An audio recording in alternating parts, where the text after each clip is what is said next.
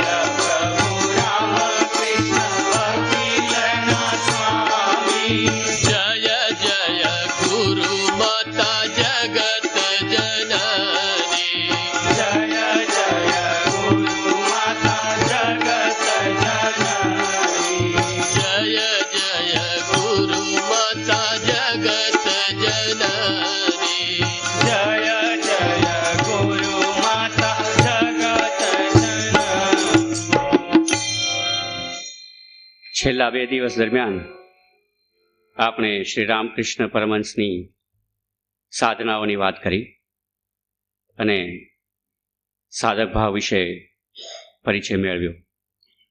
ત્યારબાદ ગઈકાલે આપણે ગુરુભાવની શરૂઆત કરી છે.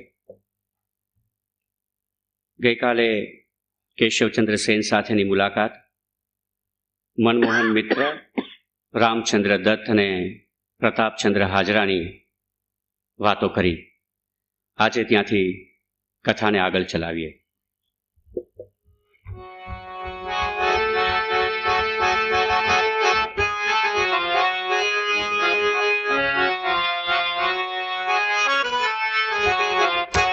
મનુષ્યમાં બદ્ધ જીવો જેને કહેવાય, મનુષ્યમાં બદ્ધ જીવો જેને કહેવાય, અભાગીએ પ્રાણીને ન સાચું સમજાય, અભાગીએ પ્રાણીને ન સાચું સમજાય.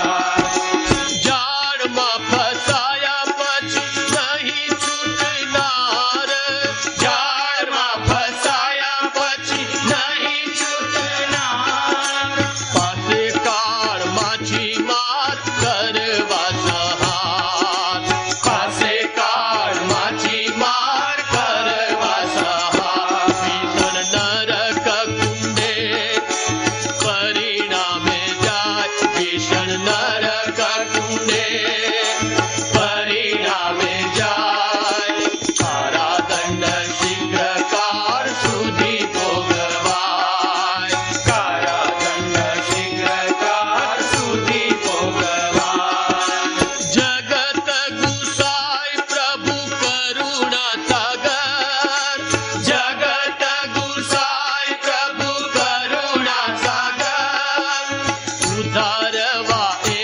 જીવો લઈ કલેવર, ઉદ્ધારવા એવા જીવો લઈ કલેવર.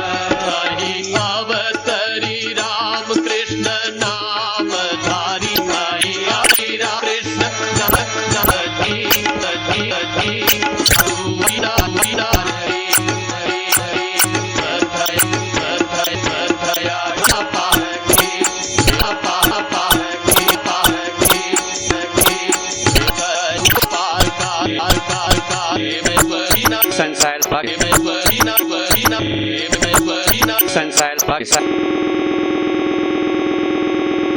સંસાર સાચું નથી, સાચું નથી, સાચું નથી.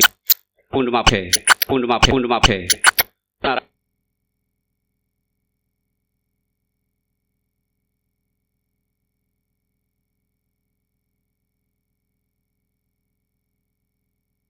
કુંડમાં છે,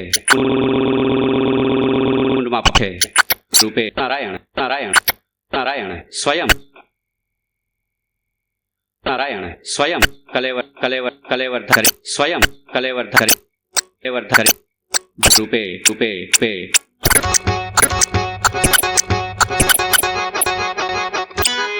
સ્થળે સ્થળે સ્થળે સ્થળે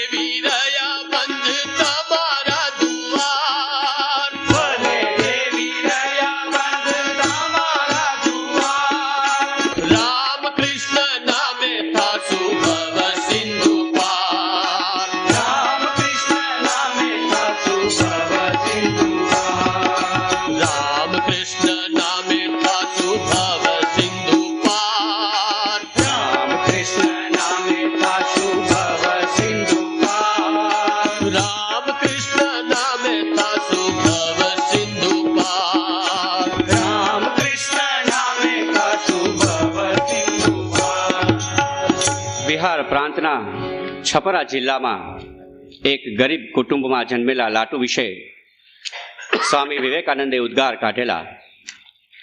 તમારે જો ભગવાન શ્રી રામકૃષ્ણનો ચમત્કાર જોવો હોય તો લાટુના જીવન તરફ દ્રષ્ટિ કરો. મેં ક્યારેય એના જેવું જીવન જોયું નથી. તદ્દન નાની વયે નોકરીની શોધમાં કલકત્તા આવેલા લાટુ રામચંદ્ર દત્તને ત્યાં નોકર તરીકે રહ્યા હતા. થોડા દિવસો બાદ એણે શ્રી રામકૃષ્ણનું નામ સાંભળ્યું એટલે એ દક્ષિણેશ્વર ગયા. સાદા વસ્ત્રો પહેરીને ઓસરીમાં લટાર મારતા શ્રી રામકૃષ્ણને તેણે પ્રણામ કર્યા. શ્રી રામકૃષ્ણ તેને પ્રેમપૂર્વક પોતાના ઓરડામાં લઈ જઈ થોડું ખાવાનું આપ્યું. પછી તેની સાથે વાતો કરવા લાગ્યા. પણ ભોળા લાટુને હજી ખબર ન હતી કે જે પરમહંસના દર્શન કરવા માટે પોતે આવ્યા છે તે તો પોતાની સમક્ષ જ છે. આ માણસની હાજરીમાં ખૂબ આનંદ આવે છે એટલો જ વિચાર તેને આવ્યો. ઓળખાણ કરવાની વાત જ સાવ ભૂલી ગયા. સાંજ પડી જવાનો વખત આવ્યો. ફરીવાર આવવાનું કહીને તેણે વિદાય લીધી. પહેલી મુલાકાતથી જ લાટુ શ્રી રામકૃષ્ણના મોહક વ્યક્તિત્વ પ્રત્યે આકર્ષાયા હતા. ઘેર પહોંચ્યા પછી એને ખબર પડી કે પોતે જેમના દર્શન કરી આવ્યો હતો એ પોતે જ શ્રી રામકૃષ્ણ હતા. 2-3 દિવસ પછી એ ફરી પાછા દક્ષિણેશ્વર ગયા. એ વખતે શ્રી રામકૃષ્ણ ભોજન લેવાની તૈયારી કરી રહ્યા હતા. શ્રી રામકૃષ્ણે પૂછ્યું, તું જમ્યો છે? બિહાર પ્રાંતના અનેક રૂઢિચુસ્ત લોકોની જેમ લાટુ પણ બંગાળીઓના હાથની રસોઈ ખાતા નહીં, એટલે તેણે ના પાડી. દરમિયાન શ્રી રામકૃષ્ણે કેળનું પાન અને ગંગાજળ ભરીને મંગાવી લીધા. ફરી શ્રી રામકૃષ્ણે કહ્યું, ગંગાજળથી રાંધ્યું છે, વળી આ તો કાલીનો પવિત્ર પ્રસાદ છે, એટલે તારે શા માટે અચકાવવું જોઈએ? તો પણ લાટુએ જમવાની ના જ પાડી. પરંતુ શ્રી રામકૃષ્ણે પોતાનો આગ્રહ જારી રાખ્યો એટલે એકાએક એ બોલી ઉઠ્યા, ઠીક છે, આપનો પ્રસાદ છે એટલે હું જમી લઈશ. પવિત્ર મહાપુરુષની પ્રસાદની ભાવનાએ લાટુની રૂઢિચુસ્તતા છોડાવી. એ જમવા બેઠા અને શ્રી રામકૃષ્ણે એને પોતાની થાળીમાંથી પણ થોડો પ્રસાદ આપ્યો. રામચંદ્ર લાટુ સાથે અનેક વાર ફળો તથા મીઠાઈની ભેટો શ્રી રામકૃષ્ણને મોકલતા. લાટુ માટે તો આ ભાવતું હતું ને વૈદ્ય બતાવ્યું એના જેવું થયું. આ બિહારી છોરામાં રહેલી આધ્યાત્મિકતાને પારખી લેતા શ્રી રામકૃષ્ણને વાર ન લાગી. લાટુને પણ એમના પ્રતિ ખૂબ આકર્ષણ થયું. એમ કરતાં કરતાં એના જીવનની ધન્ય ઘડી આવી પહોંચી. એક દિવસે શ્રી રામકૃષ્ણે સામે ચાલીને રામચંદ્ર દત્તને કહ્યું કે લાટુ હંમેશ માટે દક્ષિણેશ્વરમાં ભલે રહી જાય. રામચંદ્રે ખૂબ રાજી ખુશીથી આ વાતને વધાવી લીધી. ત્યારથી લાટુ એ બિહારી છોકરો શ્રી રામકૃષ્ણ પરમહંસનો લીલા સહચર બની રહ્યો. સંસારનો ત્યાગ કરીને શ્રી રામકૃષ્ણનો આદેશ ઝીલનારા જે કેટલાક શુદ્ધાત્મા યુવકો આવ્યા તેમાં આ લાટુ પહેલો હતો. લાટુને કીર્તનો અને ભજનોમાં ઘણો રસ હતો. સંકીર્તનોમાં તે ઉત્સાહપૂર્વક ભાગ લેતા અને પરમાનંદમાં આવી નાચવા લાગતા. થોડા દિવસો બાદ લાટુને તથા કેટલાક અન્ય યુવકોને ધ્યાનાવસ્થામાં દિવ્યાનંદનો અનુભવ થવા લાગ્યો. આમ લાટુની આધ્યાત્મિક પ્રગતિની શરૂઆત થઈ ચૂકી અને શ્રી રામકૃષ્ણે તેને ધ્યાનાદિ વિષયમાં કેળવણી આપવા માંડી. લાટુ મુદ્દલ ભણ્યો ન હતો એટલે શ્રી રામકૃષ્ણે એને પ્રાથમિક અક્ષર જ્ઞાન આપવાનો પ્રયાસ પણ શરૂ કર્યો. બિહારી લાટુના મુખમાં બંગાળી ઉચ્ચારો બરાબર બેઠા નહીં, એટલે ગુરુ અને શિષ્ય બંને પહેલો પાઠ બોલતા બોલતા જ હસી પડ્યા. ઘણી મહેનતને અંતે પણ લાટુને બંગાળી ઢબે ઉચ્ચારો ન જ આવડ્યા. કેટલીક વાર પ્રયાસ કર્યા પછી શ્રી રામકૃષ્ણે કંટાળ્યા અને કહ્યું, જા, તારે ભણવાની જરૂર નથી. અને ત્યારથી લાટુનું ભણતર પૂરું થયું.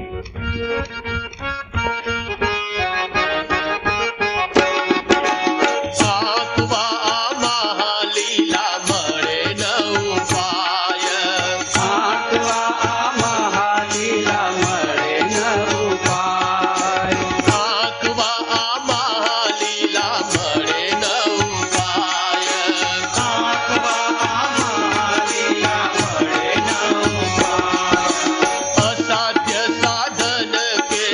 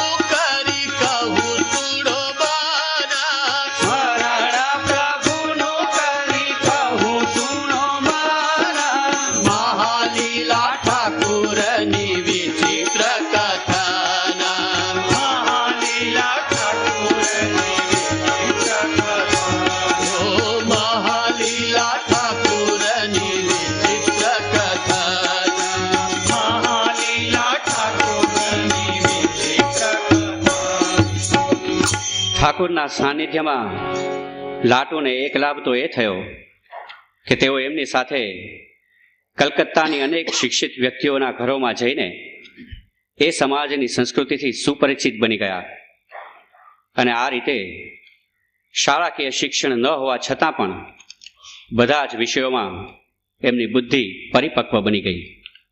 લાટુ ખૂબ જ સરળ હતા. તેઓ પોતાની નબળાઈની વાતો ઠાકુરને નિસંકોચ કહી દેતા, કેમ કે તેઓ જાણતા હતા કે આ સર્વજ્ઞ પુરુષથી કંઈ પણ છૂપું રહી શકતું નથી. ઠાકુર પણ પોતાના આ સરળ શિષ્યને સરળ માર્ગે જ લઈ જઈ રહ્યા હતા. જીવ પ્રકૃતિના સંસ્કારો સાધકને કંઈ સહેલાઈથી છોડતા નથી. એક દિવસ લાટુના અંતરમાં આસક્તિનો અગ્નિ એટલા જોરથી ભભૂકી ઉઠ્યો કે નામ જપ થઈ શક્યા નહીં અને એમણે ઠાકુરનું શરણ લીધું. ઠાકુરે બધું જ સાંભળીને કહ્યું, એ તો આવે ને જાય પણ નામ ન છોડવું. ઠાકુરના આટલા અમથા ઉપદેશથી તેઓ પોતાના મન ઉપર વિજય મેળવવા સમર્થ બન્યા. લાટુની કેટલીક બાબતો ઘણી વિચિત્ર હતી, પણ ઠાકોર તેમને સ્નેહપૂર્ણ દ્રષ્ટિથી જ નિહાળતા. દક્ષિણેશ્વરના વસવાટ દરમિયાન સવારે ઉઠતા વેત લાટુ સૌથી પહેલા ઠાકુરના દર્શન કરતા. એ વખતે જો ઠાકુર પોતાના ઓરડામાં ન હોય તો તેઓ બીજા કોઈનું મોઢું ન જોવાઈ જાય એ બીકે પોતાની આંખો બંધ કરીને બોલાવ્યા કરતા, આપ ક્યાં ચાલ્યા ગયા? આખરે ઠાકુર આવીને એમને દર્શન આપી જતા. એક દિવસ બ્રાહ્મ મુહૂર્તમાં બધાને પોતાના ઓરડામાં બેસાડીને ઠાકુર ગાવા લાગ્યા, જાગો માં કુલકુંડલીની. એકાએક લાટુ ઊહું કરીને બૂમ પાડી ઉઠ્યા. સાંભળતા જ શ્રી રામકૃષ્ણે એમના બંને ખભાને પોતાના હાથે પકડીને દબાવી રાખ્યા. લાટુ આસન પર સ્થિર રહી શકતા ન હતા. તુરત જ એમણે બાહ્ય ચેતના ગુમાવી દીધી, પણ ઠાકુરનું ભજન એમ જ ચાલતું રહ્યું. વળી એક દિવસ ઠાકુરે લાટુને શિવ મંદિરમાં ધ્યાન કરવા મોકલ્યા. ધ્યાન કરતાં કરતાં થોડી જ વારમાં એમનું મન કાલાતીત અવસ્થામાં પહોંચી ગયું. ત્રીજો પહોર થયો તો પણ એમની બાહ્ય ચેતના પાછી ન ફરી. ખબર મળતાં ઠાકુર શિવ મંદિરમાં આવ્યા અને પંખો લઈને લાટુને હવા નાખવા લાગ્યા. શીતળ હવાના સ્પર્શથી લાટુના શરીરમાં ધીમે ધીમે ધ્રુજારી આવવા લાગી. ત્યારે ઠાકુરે કહ્યું, અરે દિવસ તો પૂરો થવા આવ્યો, સંધ્યા વગેરેની તૈયારી ક્યારે કરીશ? ધ્યાનભંગ થતાં જ ઠાકુરને પંખો નાખતા જોઈને લાટુ એટલો ક્ષોભ અનુભવવા લાગ્યા કે જાણે તેમણે કોઈ અપરાધ કર્યો હોય. એમણે ઠાકુરને જણાવ્યું કે શિવ તરફ સ્થિર દ્રષ્ટિથી જોતાં એમની સમક્ષ એક જ્યોતિ પ્રગટ થઈ અને એનાથી આખો ખંડ ભરાઈ ગયો. એ પછી એમને કંઈ જ ખબર નથી. ઠાકુરે ફક્ત એટલું જ કહ્યું, વાહ, ઘણું સરસ, આ રીતે હજુ પણ તું ઘણું જોઈશે, હવે એક ગ્લાસ પાણી તો પી લે. આમ કહીને એમણે એમને પ્રેમપૂર્વક પાણી પીવડાવ્યું. એક વખત લાટુ ધ્યાનમાં બેઠા અને થોડી જ વારમાં માટીમાં મોઢું ઘસતા ગૂંગળાવા લાગ્યા. તુરત જ ઠાકુર ત્યાં આવ્યા અને તેમને ચત્તા સુવડાવી દીધા. એમની છાતીને થાબડીને એમને સહજ અવસ્થામાં લાવી દીધા અને પછી બોલ્યા, શાંત રહે બેટા, શાંત થા. શું આજે તે માં કાલીના દર્શન કર્યા કે? એકવાર લાટુ પંચવટીમાં ધ્યાનમગ્ન હતા. ઠાકુરે વિષ્ણુ મંદિરના પૂજારીને એમને બોલાવવા મોકલ્યો, પણ લાટુ તો અચળ બેઠા જ રહ્યા.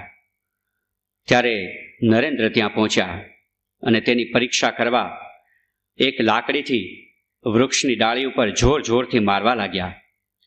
તો પણ લાટુને ભાન આવ્યું નહીં.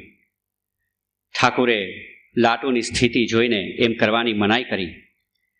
એ દિવસો દરમિયાન લાટુ આખી રાત ધ્યાન ધારણામાં જ વિતાવતા અને દિવસે પણ એમનો ભાવાવેશ ચાલુ જ રહેતો. એટલા માટે જ ઠાકુરે કહ્યું હતું, લાટુ ચડેલો જ છે, જલ્દીથી લીન થઈ જવાની સંભાવના છે. આ લાટુ આગળ જતાં સ્વામી અદ્ભુતાનંદ નામથી પ્રસિદ્ધ થયા. આ સમય દરમિયાન હરિશ્ચંદ્ર, અશ્વિની કુમાર દત્ત, કેદાર ચેટર્જી, પ્રાણકૃષ્ણ મુખર્જી વગેરે પણ અવારનવાર શ્રી રામકૃષ્ણ પાસે આવતા થયા.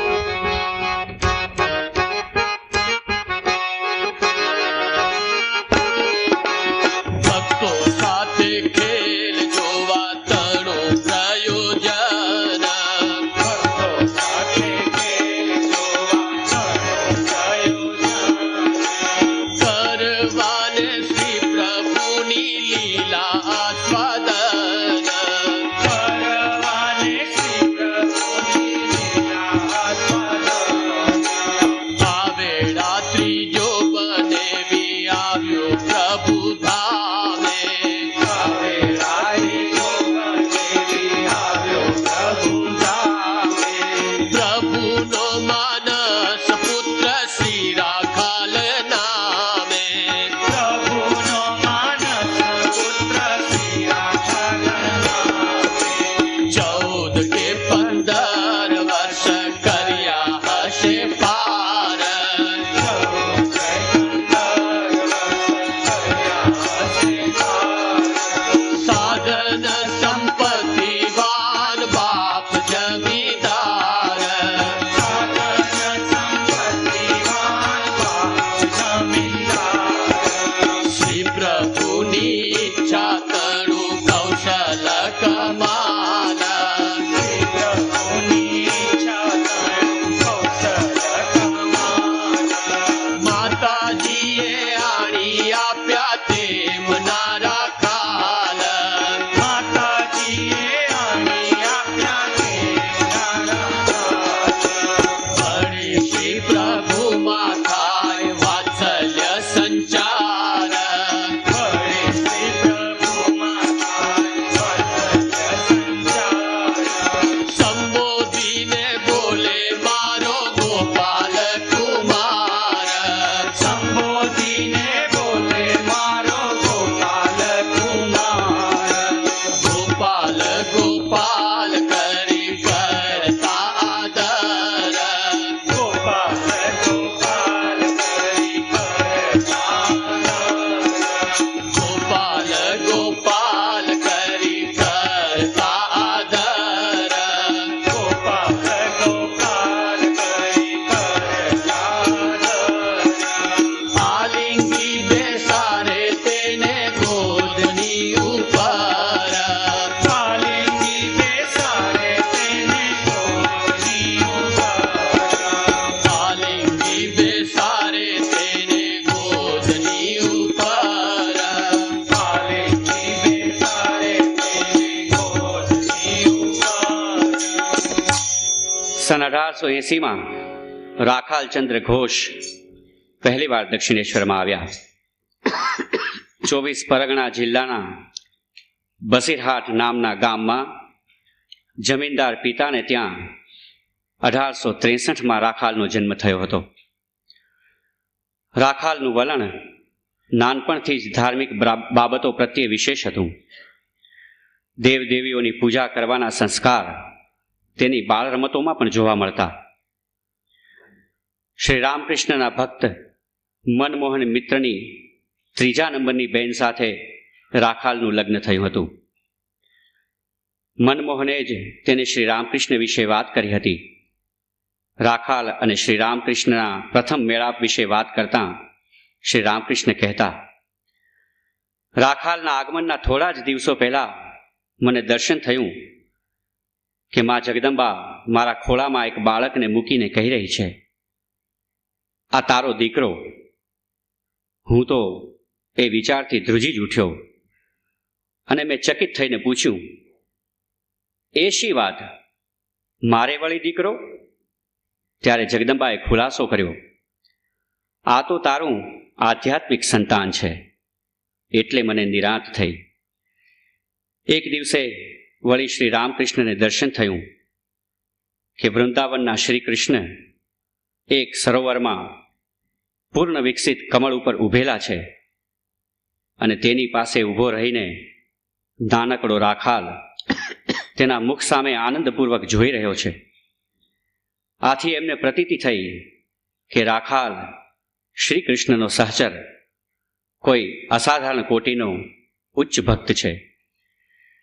જેમ શ્રી રામકૃષ્ણે આ યુવકની આધ્યાત્મિક પ્રગતિ માટે નિરવધિ સ્નેહભાવ દાખવ્યો હતો, તેમ રાખાલે પોતાની જાતને ગુરુને ચરણે સંપૂર્ણ રીતે સમર્પી દીધી હતી. શ્રી રામકૃષ્ણના આ માનસપુત્ર રાખાલે પણ પોતાના આધ્યાત્મિક પિતા સાથે ખરેખર એક 3-4 વર્ષના બાળકની જેમ જ વ્યવહાર કર્યો હતો. એ ઘટનાનું વર્ણન કરતાં શ્રી રામકૃષ્ણે પોતે જ કહ્યું છે, એ થોડી થોડી વારે મારી પાસે દોડી આવતો, મારા ખોળામાં કૂદી પડતો અને નાના બાળક જેવી જ ચેષ્ટાઓ કરતો. એને મારી પાસેથી જવાનું ગમતું જ નહીં. મને જોતાં જ એનામાં એવો કોઈ બાળભાવ ઉછળી આવતો કે જેનું વર્ણન શબ્દોમાં આપી શકાય નહીં. જે કોઈ એને જોતું તેના ઉપર પણ આનો પ્રભાવ પડતો. મારા હૃદયમાં પણ એને અનુરૂપ વાત્સલ્ય ભાવ જાગી ઉઠતો અને હું પણ એને માખણ તથા મીઠાઈ ખવડાવતો તથા માતા જેમ પોતાના સંતાન સાથે રમે તેમ હું એની સાથે રમત રમતો. રાખાલના પિતાને આધ્યાત્મિક બાબતોમાં રસ ન હતો, એટલે શરૂઆતમાં તો પોતાનો પુત્ર શ્રી રામકૃષ્ણ પાસે જાય એ એમને રૂચતું નહીં. ઘણીવાર એ રાખાલને વાર્તા પણ ખરા. 1-2 વખત તો શ્રી રામકૃષ્ણ કેવા પ્રકારના પુરુષ છે તે જોવા માટે એ દક્ષિણેશ્વર પણ જઈ આવ્યા. પરંતુ એમને ખબર પડી કે દક્ષિણેશ્વરના આ મહાપુરુષ પાસે તો કલકત્તાના અનેક પ્રખ્યાત પુરુષો આવ્યા કરે છે. ત્યારે એમનો વિરોધ શાંત થઈ ગયો અને ત્યારબાદ રાખાલનો પંથ સરળ બની ગયો. જ્યારે શ્રી રામકૃષ્ણને ખબર પડી કે રાખાલનું લગ્ન થઈ ગયું છે, ત્યારે એની આધ્યાત્મિક પ્રગતિની બાબતમાં એમને ચિંતા થઈ. એક દિવસ રાખાલની પત્ની તેની ભક્તિમતી માતા સાથે દક્ષિણેશ્વર આવી. ત્યારે શ્રી રામકૃષ્ણે રાખાલની પત્નીની મુખમુદ્રાનો અભ્યાસ કરી સંતોષ અનુભવ્યો. એમને લાગ્યું કે એની આધ્યાત્મિક વૃત્તિ પ્રબળ છે અને એ પોતાના પતિના માર્ગમાં અંતરાય ઊભો નહીં કરે. રાખાલ ઉપર શ્રી રામકૃષ્ણની અત્યંત પ્રીતિ હતી, છતાં એની ભૂલ થતી ત્યારે એને ઠપકો આપવાનું પણ તેઓ ચૂકતા નહીં. એક વખત વગર રજાએ એણે માખણ લઈને ખાધું છે એવું જાણતા શ્રી રામકૃષ્ણને ઠપકો આપ્યો. શરમ નથી આવતી? સારું સારું ખાવાની વૃત્તિને રોકવાને બદલે તો મારી જાણ વગર માખણ ઉઠાવીને ખાઈ લીધું. રાખાલને બહુ જ પસ્તાવો થયો અને ફરીથી એણે ક્યારેય એવી ભૂલ કરી નહીં. શ્રી રામકૃષ્ણે એનામાં રહેલી એક બીજી નબળાઈ પણ પારખી લીધી હતી. એ હતી એની ઈર્ષ્યાવૃત્તિ. શ્રી રામકૃષ્ણની પ્રીતિનો જાણે કે એને ઇજારો જ જોઈતો હતો.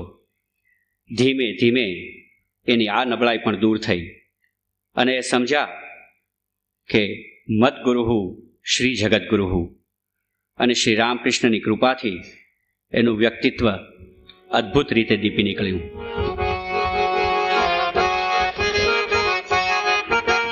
રાખાલ જો સેવા કરે પ્રભુને ન ગમે, રાખાલ જો સેવા કરે પ્રભુને ન ગમે, રાખાલે ઉવે ખેવે ચૂપચાપ ગમે, રાખાલે ઉવે ખેવે ચૂપચાપ ગમે. વાત એકે શારીરિક કષ્ટ છે સેવામાં, વાત એ શારીરિક કષ્ટ છે સેવા.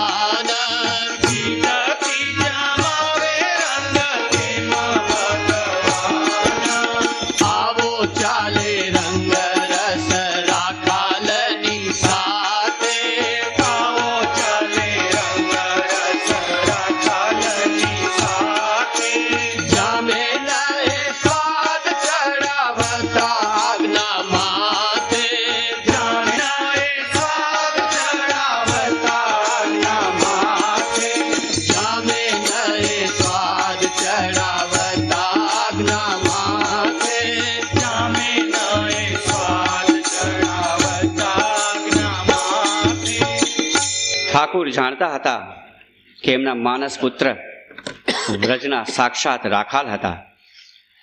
તેઓ તેને ગોપાલ ગોપાલ કહીને બોલાવતા અને તેમને પોતાના હાથેથી ખવડાવતા. કેટલીય જાતના લાડ પણ લડાવતા.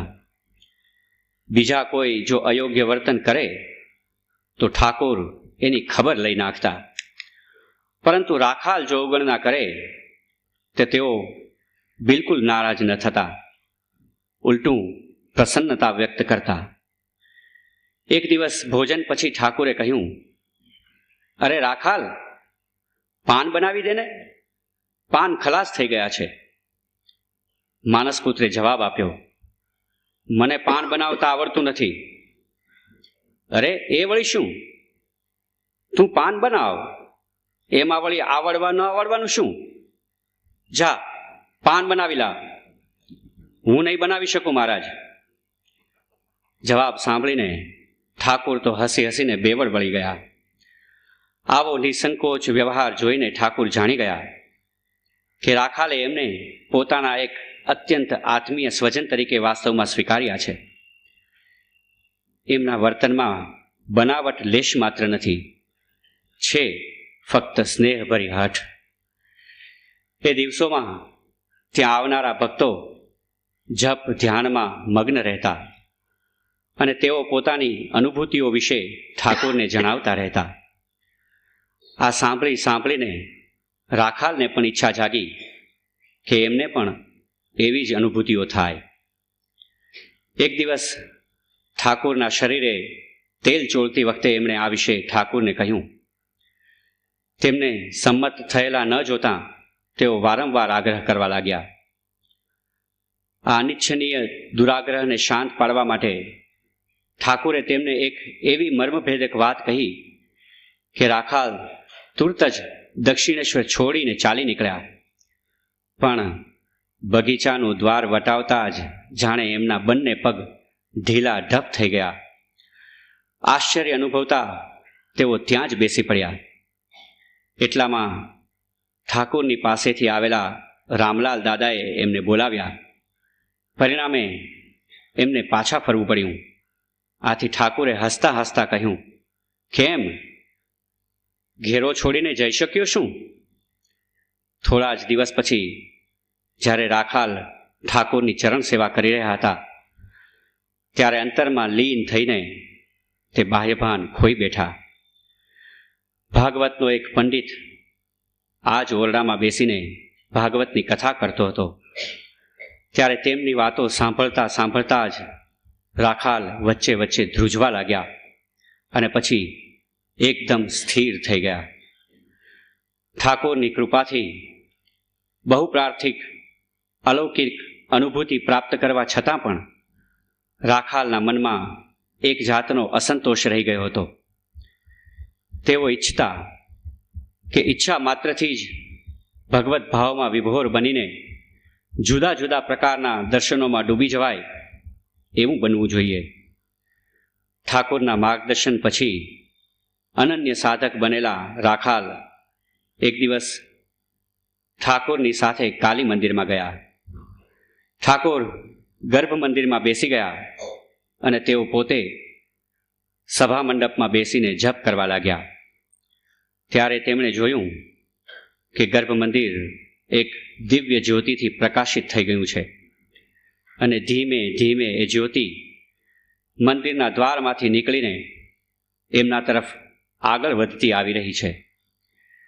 ભય અને આશ્ચર્યથી ચકિત થઈને રાખાલ પોતાનું આસન છોડીને જલ્દી ઠાકોરના ઓરડામાં આવી પહોંચ્યા. પછી જ્યારે ઠાકોર પોતાના ઓરડામાં આવ્યા અને તેમણે સઘળી વાત સાંભળી ત્યારે કહ્યું, અલ્યા તું કયા કરતો હતો ને કે તને દર્શન વગેરે થતા નથી અને આ બાજુ દર્શન થાય ત્યારે તો ડરીને ભાગી આવે છે, પછી શું કરીશ?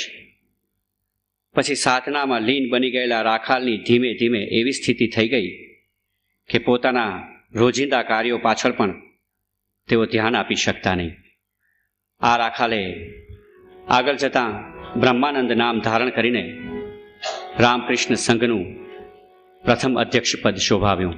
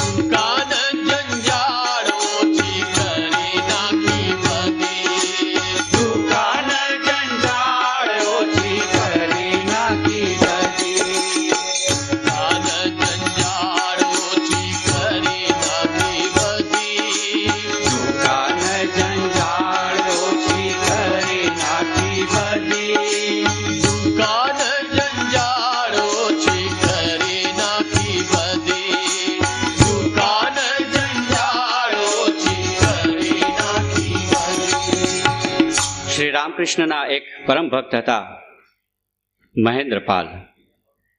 તેઓ વ્યવસાય વૈદ્ય હતા અને અનેક ઔષધિઓના જાણકાર હતા. તેઓ શ્રી પ્રભુની પણ ચિકિત્સા કરતા અને શ્રી પ્રભુને પણ એમની ચિકિત્સા પર પૂરી શ્રદ્ધા હતી.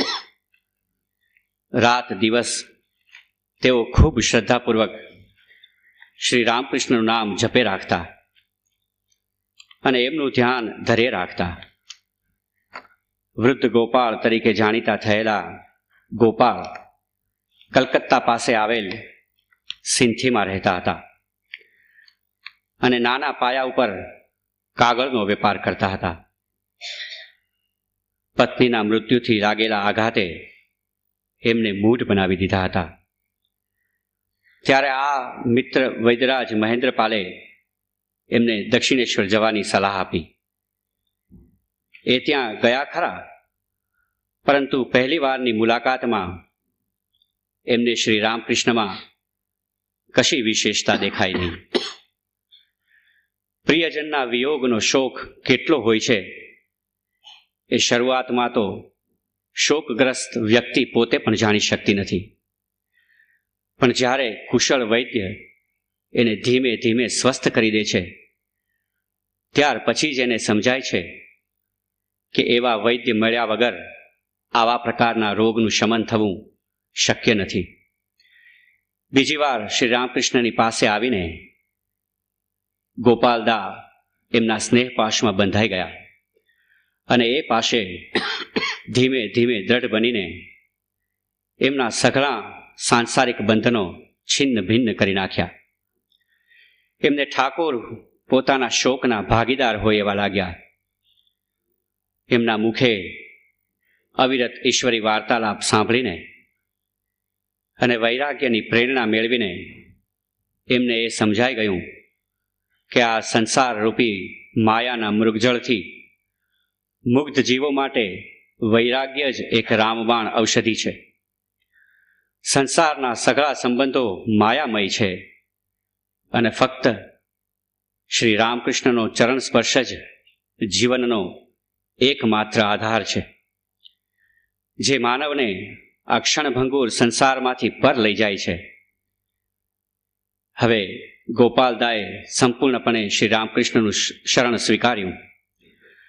આથી એક બાજુ જ્યાં ઠાકોરના મહિમાનો પરિચય મળે છે, ત્યાં બીજી બાજુ ગોપાલદાના શુદ્ધ સત્વભાવનું પણ પ્રમાણ મળે છે. કેમ કે પત્ની વિયોગ તો અનેકને થાય છે, પણ એને પરિણામે ગુરુનું સાનિધ્ય પ્રાપ્ત કરવું, સંસાર ત્યાગીને ભગવાન પાછળ ઉન્મત્ત બનવું બહુ જ દુર્લભ છે. પણ યોગ્ય સમયે બાહ્ય વાતાવરણ અને માનસિક અવસ્થાનો સુમેળ સધાયા વગર આવું નવજીવન પ્રાપ્ત કરવું શક્ય નથી. જગતના મિથ્યા તત્વ વિશે શ્રી રામકૃષ્ણે કરેલો સરળ ખુલાસો એમને બરાબર ગળે ઉતરી ગયો. એનું પરિણામ એ આવ્યું કે ધીમે ધીમે એમણે સંસારનો ત્યાગ કરવાનું ગંભીરપણે વિચારવા માંડ્યું અને એમનો આ વિચાર યથાકાળે કાર્યમાં પણ ઉતર્યો. શ્રી રામકૃષ્ણના અંતિમ દિવસોમાં એમની સેવા કરવાના કાર્યમાં એમણે અમૂલ્ય ફાળો આપ્યો હતો. એમની વ્યવસ્થા શક્તિના શ્રી રામકૃષ્ણ ખૂબ વખાણ કરતા અને રમૂજમાં એને ઓવરસિયર કહેતા. એમની મોટી વયને લીધે શ્રી રામકૃષ્ણ એને વૃદ્ધ ગોપાળ પણ કહેતા અને આ વૃદ્ધ ગોપાળ પછીથી સ્વામી અદ્વૈતાનંદ તરીકે ઓળખાયા. હૃદયરામ શ્રી રામકૃષ્ણનો ભાણેજ થતો હતો. એમના સાધનાકાળ દરમિયાન વર્ષો સુધી શ્રી રામકૃષ્ણની સાથે રહેનાર અને એમની સેવા કરનાર આ ભાણેજે હવે મામા પ્રતિ જુદું જ વલણ દાખવવા માંડ્યું હતું.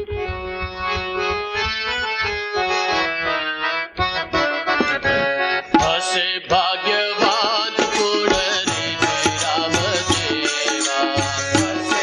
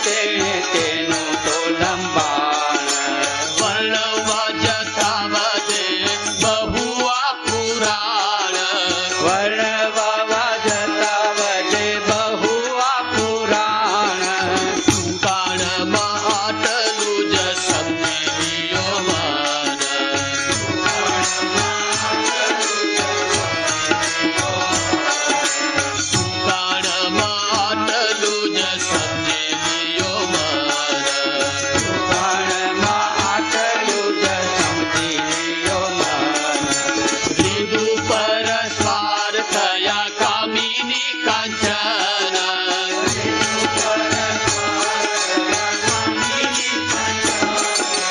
લીધું પરસ્વાર થયા કામિની કાંચન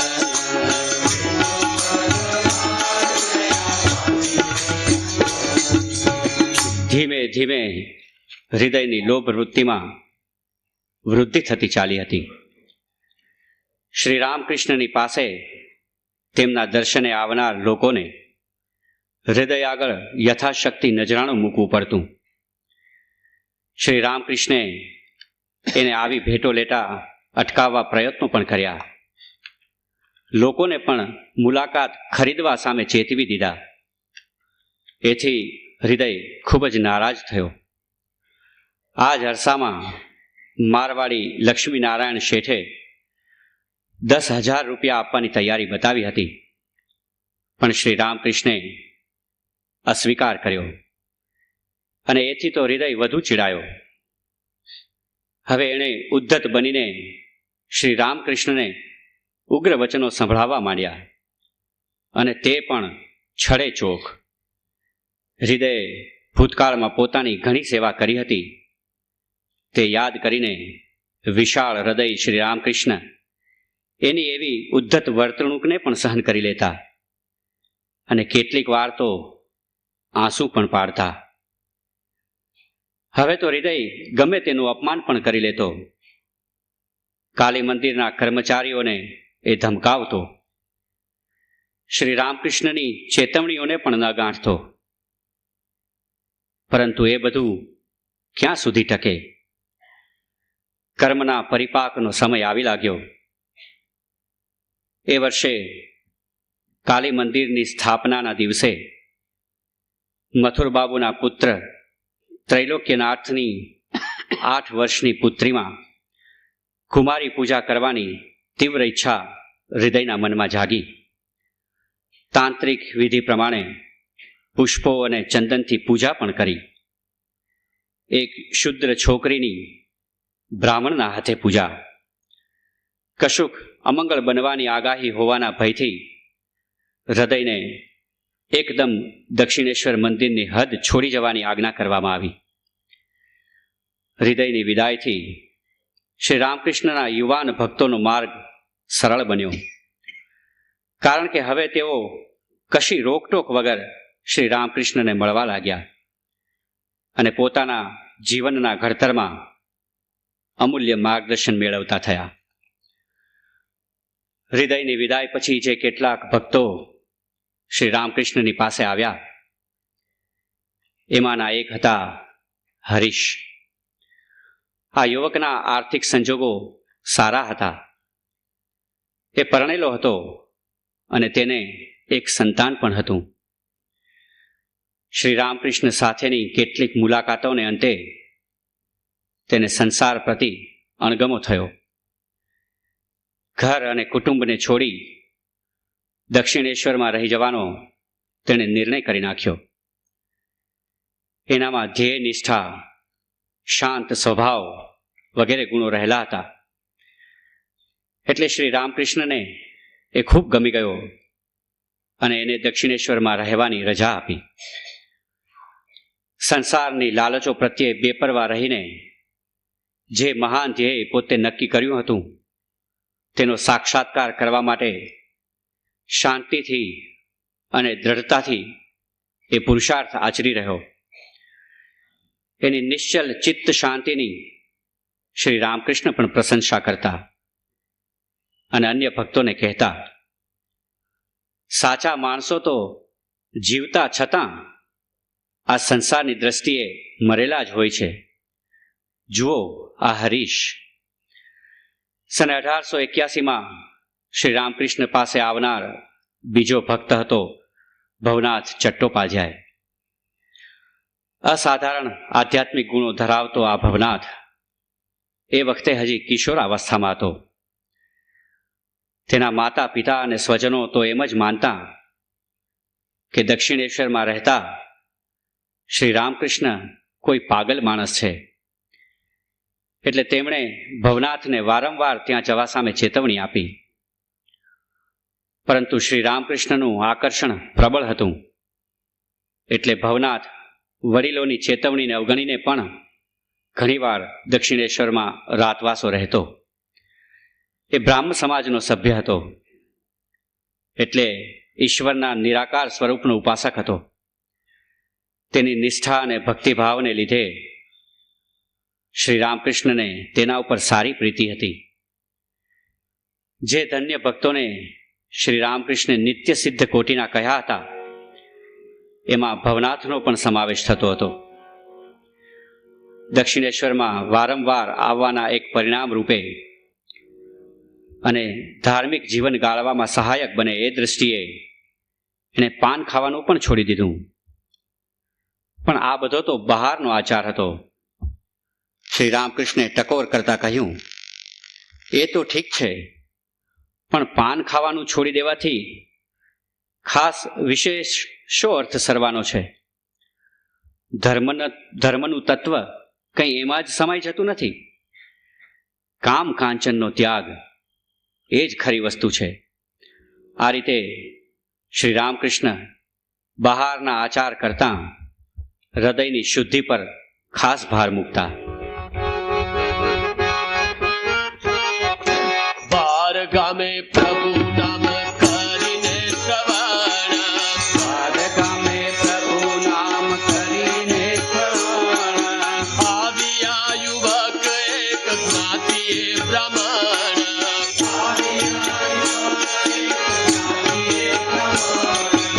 આવ્યા યુવક એક જ્ઞાતિએ બ્રાહ્મણ,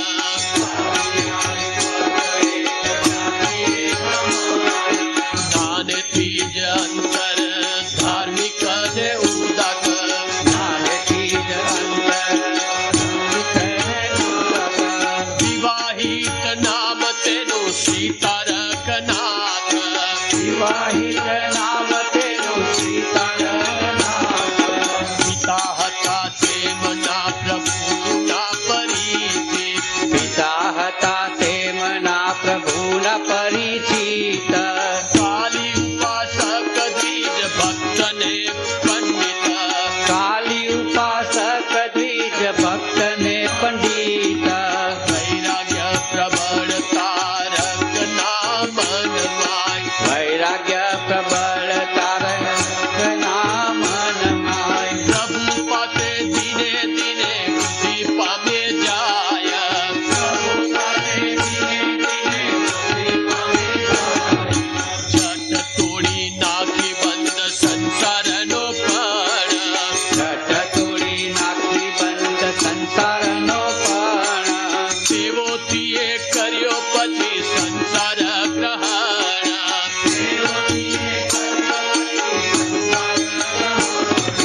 સેવોથી એ કર્યો પછી સંસાર ગ્રહણ, દેવકીએ કર્યો પછી સંસાર ગ્રહણ. તારકનાથ ઘોષલનો જન્મ બંગાળના 24 પરગણા જિલ્લાના બારાસાત નામના ગામમાં થયો હતો.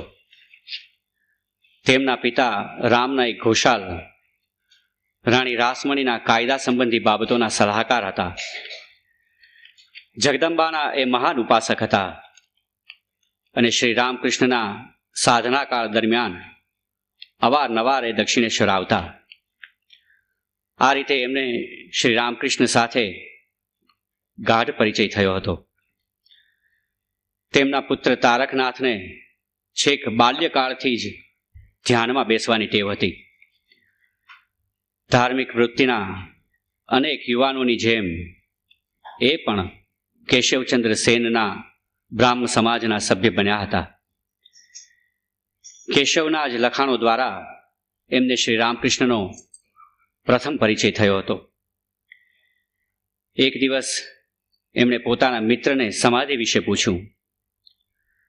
મિત્રે ઉત્તર આપ્યો, સાચી સમાધિ તો એક વિરલ ઘટના છે, પરંતુ જે એક પુરુષે એવી ધન્ય અવસ્થાનો અનુભવ કર્યો છે તેને હું ઓળખું છું. આ પછી શ્રી રામકૃષ્ણની વાતો અને એમના કેટલાક જીવન પ્રસંગો સાંભળીને તારકનાથ શ્રી રામકૃષ્ણને મળવા આતુર બન્યા. આધ્યાત્મિક જીવનના રહસ્યોમાં ઊંડા ઉતરવા માટે અને તે રીતે સત્યનો સાક્ષાત્કાર કરવા તેઓ જેની આતુરતાપૂર્વક રાહ જોઈ રહ્યા હતા એવી એ સાંજ આવી પહોંચી. ત્યારે તે રામચંદ્રને ઘેર ગયા. શ્રી રામકૃષ્ણ અર્ધ સમાધિ અવસ્થામાં બોલી રહ્યા હતા. તારકનાથ સમાધિ વિશે જાણવા આતુર હતા અને જોગાનું જોગ તે દિવસના વાર્તાલાપનો મુખ્ય વિષય જ સમાધિ હતો. એમના આનંદનો પાર રહ્યો નહીં. રામચંદ્રને ઘેરથી વિદાય લેતા મનમાં જ નક્કી કરી લીધું કે આવતા શનિવારે દક્ષિણેશ્વર જઈને શ્રી રામકૃષ્ણની મુલાકાત લેવી. મંદિરમાં સંધ્યા આરતીના સમય પહેલા તેઓ ત્યાં પહોંચ્યા. તારકનાથે શ્રી રામકૃષ્ણનો ચરણ સ્પર્શ કર્યો. ઓસરીમાં જઈને બધા બેઠા કે શ્રી રામકૃષ્ણે તારકનાથને પૂછ્યું, તમને ઈશ્વરના કયા સ્વરૂપ ઉપર શ્રદ્ધા છે? નિર્ગુણ કે સગુણ? તારકે જવાબ આપ્યો, નિર્ગુણ ઉપર. એટલે શ્રી રામકૃષ્ણ બોલ્યા, પણ શક્તિને એ માનવી જોઈએ ને? એટલું કહી તેઓ તારકનાથને કાલી મંદિરમાં લઈ ગયા. આરતી શરૂ થઈ ગઈ હતી. શ્રી રામકૃષ્ણે કાલીની મૂર્તિને સાષ્ટાંગ દંડવત પ્રણામ કર્યા. તારકનાથ પહેલા તો એમ કરતા અચકાયા, કારણ કે બ્રહ્મ સમાજની માન્યતા પ્રમાણે તો મૂર્તિ એટલે કેવળ એક પથ્થર. પરંતુ એ જ ક્ષણે એકાએક મનમાં એક વિચાર ઝબક્યો. એમને થયું, મારે આવા સંકુચિત વિચારો શા માટે ધરાવવા જોઈએ? ઈશ્વર તો સર્વવ્યાપી છે, એનો વાસ તો સર્વત્ર છે, તો પછી મૂર્તિમાં પણ એ હોવો જ જોઈએ. આવું માનસિક સમાધાન મળ્યું. એમને મળવાની તક હંમેશ એ શોધ્યા કરતા. ત્રીજી કે ચોથી મુલાકાતે થોડી વાર પછી શ્રી રામકૃષ્ણ એમને એક બાજુ લઈ ગયા અને જીભ બહાર કાઢવાનું કહ્યું. તારકનાથે જીભ બહાર કાઢી એટલે એમણે એ જીભ ઉપર કશુંક લખ્યું. પરિણામે તારકનાથને તરત જ કશાક વિચિત્ર ભાવનો અનુભવ થયો. એનું ચિત્ત બહારના પદાર્થોમાંથી ખેંચાઈ ગયું અને ઊંડા ધ્યાનમાં મગ્ન થઈ ગયા. હવે તારકનાથને પ્રતીતિ થઈ ગઈ કે મનુષ્ય જીવનના અંતિમ ધ્યેયનો સાક્ષાત્કાર પામવાને પંથે દોરી જઈ શકે એવો એક મહાપુરુષ પોતાને સાંપડ્યો છે. એમના શાંત પ્રભાવના પ્રતાપથી પોતાના બંધનો છેદાઈ રહ્યા છે. એ ગૃહસ્થાશ્રમી હતા, પરંતુ સંસાર પ્રત્યેનું એમનું આકર્ષણ ઓછું થઈ જવા લાગ્યું. શ્રી રામકૃષ્ણને પણ એમના પર ખૂબ પ્રેમ હતો અને તેઓએ રામકૃષ્ણ સંઘના બીજા પરમાધ્યક્ષનું પદ સોંપાવ્યું. શ્રી રામકૃષ્ણે જાણે કે એમને પોતાની સંભાળમાં જ લઈ લીધા હોય એમ એમના આધ્યાત્મિક જીવનનું તેમણે ઘડતર કરવા માંડ્યું. વખત જતાં તારકનાથે સ્વામી શિવાનંદ નામ ધારણ કર્યું. નિત્ય ગોપાળ નામનો એક યુવક પણ અનેક વખત દક્ષિણેશ્વરમાં આવતો અને શ્રી રામકૃષ્ણ પ્રતિ ઊંડો પૂજ્યભાવ ધરાવતો. ઈશ્વરના નામ સ્મરણથી જ એના હૃદયમાં ઈશ્વરીય ભાવની ભરતી ચડતી અને ભજન શ્રવણ કરતાં કરતાં જ ઘણીવાર એને ભાવાવેશો થઈ આવતા. શ્રી રામકૃષ્ણ પણ એના ઉપર અત્યંત સ્નેહ રાખતા અને કહેતા કે એણે તો પરમહંસની ભૂમિકા પ્રાપ્ત કરી છે. અનેક દિવસો અને રાત્રિઓ એ ધ્યાન તથા પ્રાર્થનામાં વિતાવતો અને દિવ્ય આવેશના પ્રભાવથી એની છાતી ઉપર પ્રકાશ પથરાઈ જતો. ખરેખર આ નિત્ય ગોપાળ એક મહાન આત્મા હતો અને કોઈ વાર તો આ સદભાગી યુવકના હાથ પકડીને ભાવના દિવ્ય આવેશમાં શ્રી રામકૃષ્ણ નાચતા પણ ખરા. આનો અર્થ એ થયો કે નિત્ય ગોપાળમાં અસાધારણ પવિત્રતા હતી. એક દિવસ કેટલાક ભક્તોને લઈને શ્રી રામકૃષ્ણ રામચંદ્ર દત્તને ઘેર ગયા. કીર્તન શરૂ થયું કે તરત જ એમને સમાધિ અવસ્થા થઈ ગઈ અને બાજુમાં બેઠેલા નિત્ય ગોપાળના ખોળામાં એમણે પોતાનો પગ મૂકી દીધો. ઉર્મિના આવેગથી એ છોકરાની આંખમાં આંસુ ભરાઈ આવ્યા. થોડી વાર પછી શ્રી રામકૃષ્ણને કંઈક બાહ્ય ભાન આવ્યું અને આ રીતે એ બંને વચ્ચે કોઈ અનોખો જ સંબંધ બંધાયો હતો.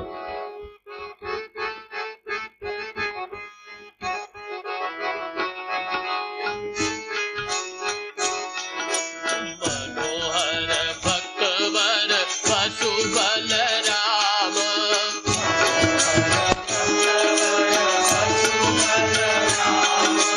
કલકત્તા માહી બાગ બજાર ધામ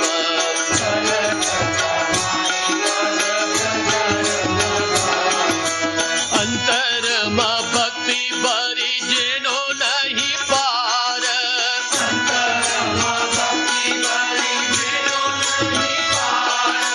જેવા બલરામ તેવો તેનો પરિવાર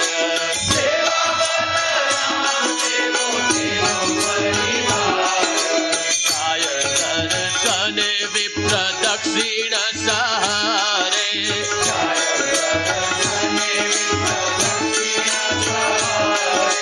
देखी प्रभु पदे आत्म समर्पण करे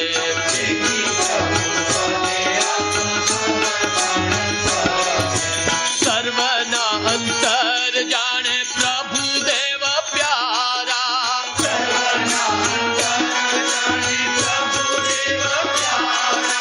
सर्वे ना अंतर जाने प्रभु देव प्यारा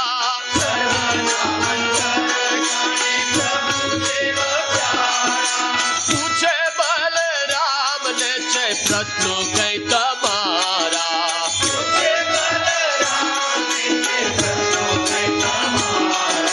स्वभावे बधाय भक्तो वैष्णव आचारी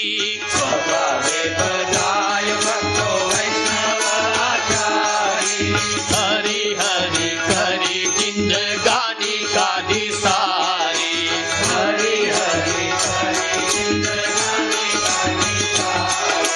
भूय पर आज सुधी करिए जाऊं एમાં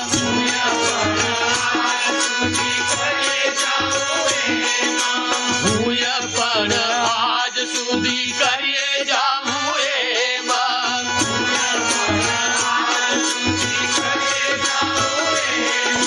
છતાં હરિ દર્શન થતા જ નથી કેમાં છતાં હરિ દર્શન થતા જ નથી કેમાં બોલિયા શ્રી પ્રભુ દેવ આપતા ઉત્તર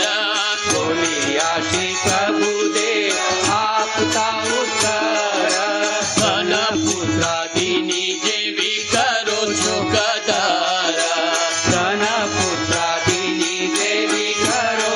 કદર તેના જેવો પ્રીતિ ભાવ હરિ પર છે કે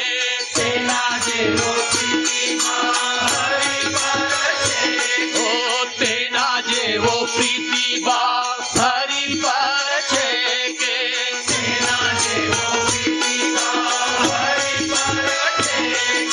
હોય તો દર્શન દિએ હરિ તપ દેખે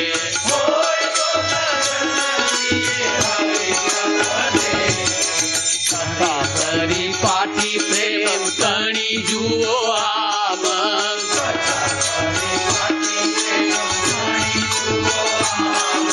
સુણતા સમજ્યા નિજ ત્રુટિ બલરામ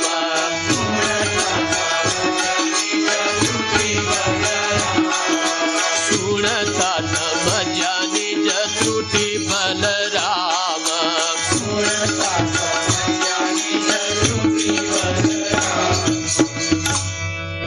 કલકત્તામાં બાગ બજારમાં રહેતા બલરામ બોઝ શ્રીમંત કુટુંબમાં જન્મ્યા હતા. ઓરિસ્સામાં જાગીરો ધરાવતું આ કુટુંબ પોતાની પવિત્રતા અને દાનશીલતા માટે પ્રખ્યાત હતું. યુવાવસ્થામાં જ બલરામની ઊંડી ધાર્મિક વૃત્તિ પ્રકટ થવા લાગી હતી. એ જગન્નાથપુરીમાં હતા ત્યારે કેશવચંદ્રના સામયિકમાં શ્રી રામકૃષ્ણના ઉપદેશો વિશેનું લખાણ વાંચીને એ ઉપદેશો પ્રતિ આકર્ષણ થયું. એમને મનમાં થયું કે ઈશ્વર વિશે આવું સુંદર કથન કરનાર પુરુષને અવશ્ય મળવું જોઈએ. એ જ અરસામાં તેમના મિત્રના એક પત્રમાં પ્રભુની પાછળ પાગલ બનેલા એ સંતનો પરિચય આપ્યો હતો. બલરામથી હવે વધુ વખત રાહ જોવાતી ન હતી. 1882માં એ કલકત્તા આવી પહોંચ્યા અને બીજે જ દિવસે તેઓ દક્ષિણેશ્વર જવા નીકળ્યા. એ દિવસે ત્યાં કેશવચંદ્ર સેન અને બીજા કેટલાક બ્રાહ્મણ સમાજીઓ આવ્યા હતા. બલરામ શ્રી રામકૃષ્ણના ઓરડાના એક ખૂણામાં બેસી ગયા. પછી જ્યારે મંડળી વિખેરાય ત્યારે શ્રી રામકૃષ્ણે એને પાસે બોલાવીને કહ્યું, તમારે કંઈ પૂછવાનું છે? બલરામે પૂછ્યું, મહારાજ, શું ખરેખર ઈશ્વર છે? શ્રી રામકૃષ્ણનો હકારમાં ઉત્તર મળ્યા પછી ફરી બલરામે પ્રશ્ન કર્યો, શું એનો સાક્ષાત્કાર થઈ શકે ખરો? શ્રી રામકૃષ્ણે કહ્યું, જરૂર. જે ભક્ત તેને પોતાના નિકટમાં નિકટ અને પ્રિયમાં પ્રિય ગણે એની આગળ એ પોતાનું રૂપ પ્રગટ કરે છે. પરંતુ વચ્ચેથી જ બલરામે પૂછ્યું, પણ હું એની આટલી બધી પ્રાર્થના કરું છું, તેમ છતાં પણ મને તેનો સાક્ષાત્કાર કેમ થતો નથી? શ્રી રામકૃષ્ણે હસતા હસતા સામો સવાલ પૂછ્યો, શું એ તમને તમારા સંતાનો જેટલો હૃદયપૂર્વક પ્રિય છે ખરો કે?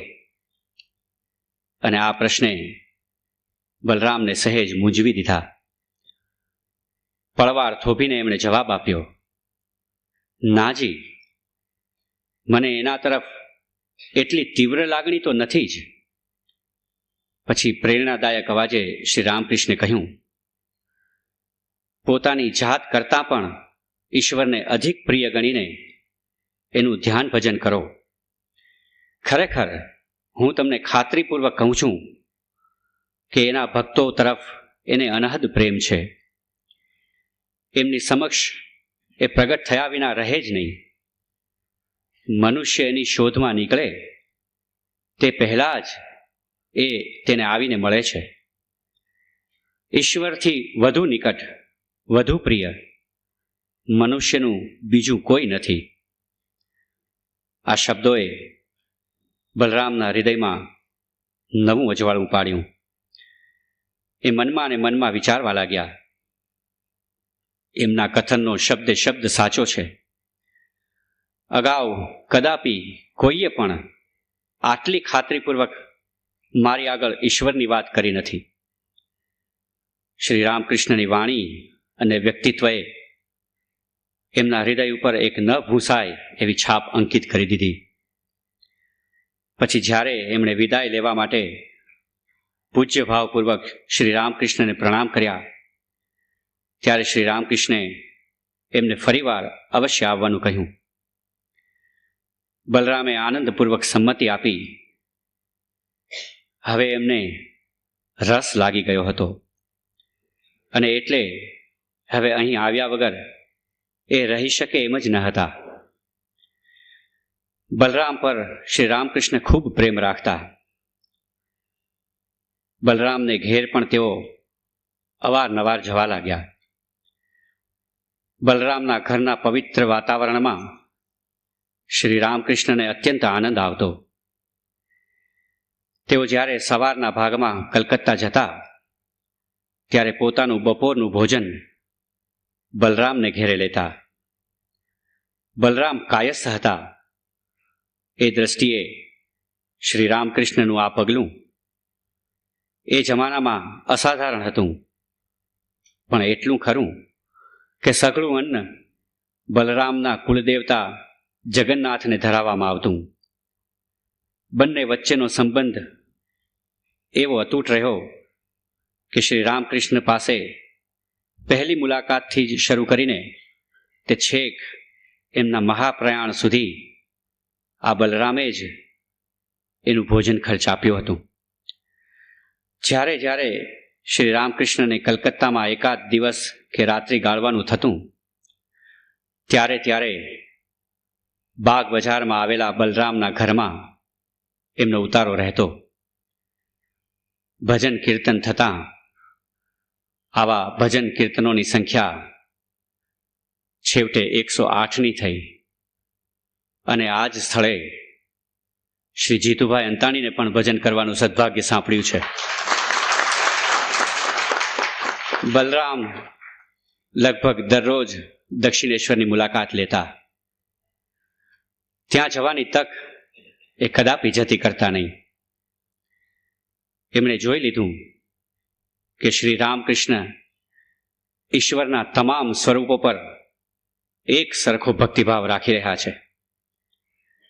કાલી અને શિવના નામે એ જેટલા પ્રેમના આંસુ વહાવે છે, તેટલા જ પ્રેમના આંસુ એ રાધા અને કૃષ્ણના નામે પણ વહાવે છે. અને નિર્ગુણ બ્રહ્મ વિશે વાત કે ચિંતન કરતાં પણ એ સમાધિમાં મગ્ન થઈ જાય છે. ઈશ્વર પ્રતિ એમનો પ્રેમ જેટલો ઊંડો છે એટલો જ વ્યાપક છે. એક દિવસ પોતાને ઘેર આવેલા શ્રી રામકૃષ્ણના મુખમાંથી એમણે કાલી પ્રાર્થનાની વાણી નીકળતી સાંભળી. હે માં, હું મારી જાતને તારી દયા પર છોડી દઉં છું. મને તારું સ્મરણ સતત થતું રહે એવું કર. હે માં, મને નથી જોઈતા ઇન્દ્રિયોના વિલાસો કે નથી જોઈતી કીર્તિ અને સિદ્ધિઓની પણ તૃષ્ણા નથી. મને તો જોઈએ છે વિશુદ્ધ પ્રેમ કે જેમાં વાસનાઓની ગંધ સરખી પણ ન હોય, કશી ભેળસેળ ન હોય અને દુનિયાની ચીજો મેળવવાની લાલસા પણ ન હોય. હે માં, એવી જ રીતે વરદાન આપ કે દુનિયાની મોહજાળમાં પડેલો તારો આ બાળક તને કદાપી ભૂલી ન જાય. માં, એવું કર કે મને કામ કાંચનની કામના કદાપી ન રહે. હે જગદંબે, શું તું નથી જાણતી કે આ જગતમાં તારા સિવાય મારું કોઈ નથી? મને તારા નામનો જપ કરતાં પણ આવડતું નથી. તારી પ્રાપ્તિ કરાવે એવી ભક્તિ કે એવું જ્ઞાન પણ હું ધરાવતો નથી. તેમ સાચા પ્રેમનો પણ મારામાં અભાવ છે. હે માં, તારા અપાર કરુણાનિધિમાંથી એવો પ્રેમ આપવાનું મને વચન આપ. આત્માને હલાવી નાખે એવી આ પ્રાર્થના બલરામ પહેલી જ વખત સાંભળતા હતા. શ્રી રામકૃષ્ણના સહવાસના પ્રતાપે ધીરે ધીરે બલરામના ચિત્તમાં મહાન પરિવર્તન આવ્યું. એમના ઉપદેશને અનુસરતા એમણે આધ્યાત્મિક પંથે ઘણી પ્રગતિ કરી. બાહ્યાચારની કંટાળાભરી આળપંપાળમાંથી નીકળી દિવ્ય પ્રેમના તત્વનો આસ્વાદ એમણે લીધો અને છેવટે સંપૂર્ણ રીતે ઈશ્વરાધીન વૃત્તિમાં એ રાચી રહ્યા. બલરામ બોઝના તમામ કુટુંબીજનો, સાસુ સસરા બધાય અતિ ભક્તિભાવવાળા હતા.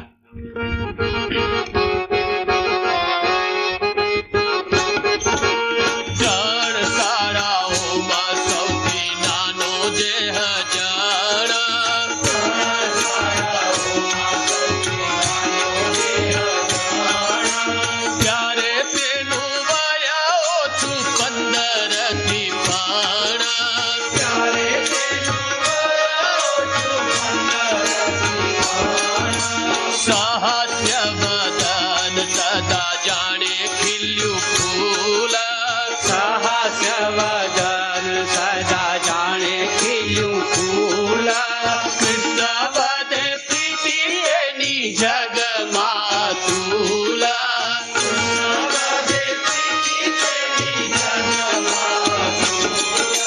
સ્વભાવ કોમળ ને તો પ્રેમ ભર્યા કથા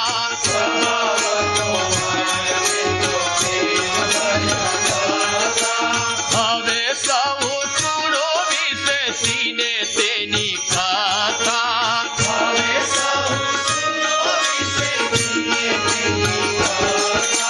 હવે સૌ સુણો વિશેષીને તેની કથા હવે સૌ સુણો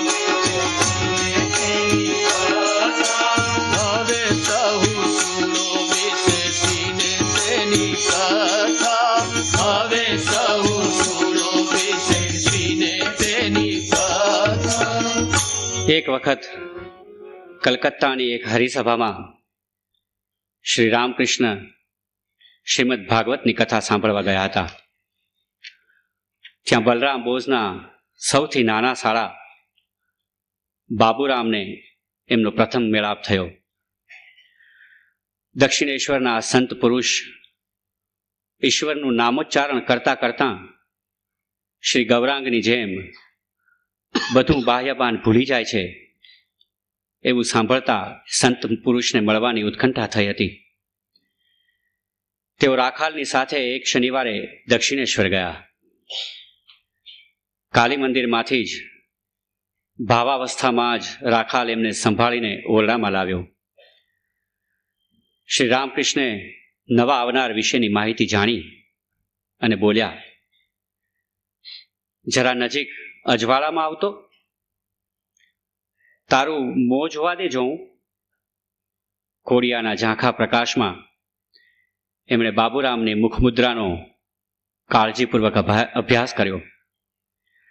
પછી એમણે એમના હાથ પગ તપાસી જોયા. આ પૂરતું ન હોય એમ છેવટે એમણે તેને હથેળી દેખાડવાનું કહ્યું. જાણે વજન કરતા હોય એ રીતે એમણે તેની હથેળીને પોતાની હથેળી ઉપર ઝીલી જોઈ અને પછી સંતોષથી એટલું જ કહ્યું, સરસ સરસ. રાત્રે રાખાલ અને બાબુરામ ત્યાં જ સૂઈ રહ્યા. સવાર પડી. જ્યારે બાબુરામ શ્રી રામકૃષ્ણને પ્રણામ કરવા ગયો ત્યારે એમણે બાબુરામને પંચવટીની આજુબાજુ લટાર મારી આવવાની સૂચના કરી. પંચવટીમાં ફરતા ફરતા જાણે કે બાબુરામનું બાલ્યકાળમાં સેવેલું સ્વપ્ન મૂર્ત થતું દેખાવા લાગ્યું. ત્યારે તેની ઉંમર 20 વર્ષની હતી, પરંતુ પ્રમાણમાં તે નાનો અને સોહામણો લાગતો. નાનપણમાં તેને ખીજવવા માટે કોઈ એના લગ્નનો વિષય છેડતું તો તે અકળાઈને બોલી ઉઠતો, તો હું જીવતો જ નહીં રહું. 8 વર્ષની ઉંમરે એનું બાળ હૃદય એવો આદર્શ સેવતું કે લોકો જોઈ ન શકે એમ વૃક્ષોની જબરી વાળથી ઘેરાયેલી ઝૂંપડીમાં કોઈ સાધુ સાથે રહેવું અને ત્યાગી જીવન ગાળવું. અને આજે પોતાના એ જૂના આદર્શોનો અહીંના વાતાવરણ સાથે આબાદ મેળ બેસતો લાગ્યો. કાલી મંદિરમાં જઈ દર્શન કરી તેઓ ઘરે પરત ફર્યા. ત્યારબાદ અવારનવાર દક્ષિણેશ્વર આવતા રહ્યા. દક્ષિણેશ્વરની એ દુનિયામાં બાબુરામનું મૂલ્ય દિવસે દિવસે વધવા લાગ્યું. બાળક જેવી મુગ્ધતાથી આ સ્થળમાં પ્રવેશ કરનાર આ યુવાને સમય જતાં શ્રી રામકૃષ્ણના ચરણકમળમાં પોતાની જાતને અર્પણ કરી. તેના વિશે શ્રી રામકૃષ્ણનો ઘણો ઊંચો અભિપ્રાય હતો. એ કહેતા કે બાબુરામનું હૃદય અત્યંત પવિત્ર છે. એને એ નિત્ય સિદ્ધ અને ઈશ્વર કોટીનો ગણતા. ઉત્તરાવસ્થામાં ઠાકોરના પ્રેમનો ઉલ્લેખ કરતા બાબુરામ મહારાજ મઠના સાધુ બ્રહ્મચારીઓને કહ્યા કરતા, અરે હું તો તમને ભલા શું પ્રેમ કરું છું. જો એવો પ્રેમ કરી શક્યો હોત તો તમે લોકો જીવન પર્યંત મારા ગુલામ બની જાત. ઠાકોર અમને બધાને કેટલો પ્રેમ કરતા, એનો 100મો ભાગ પણ અમે વ્યક્ત કરી શકતા નથી. કોઈ વાર રાત્રે એ મને પંખો નાખતી વખતે મને ઊંઘ આવતી તો તેઓ મને પોતાની મચ્છરદાનીની અંદર લઈ જઈને પોતાની પથારીમાં સુવડાવી દેતા. ઘણા દિવસ સુધી જો બાબુરામ કલકત્તાથી ન આવે તો એમના માટે ઠાકુર પોતે ભયંકર ગરમીમાં કલકત્તા જતા. બાબુરામે પછીથી સ્વામી પ્રેમાનંદ નામ ધારણ કર્યું હતું.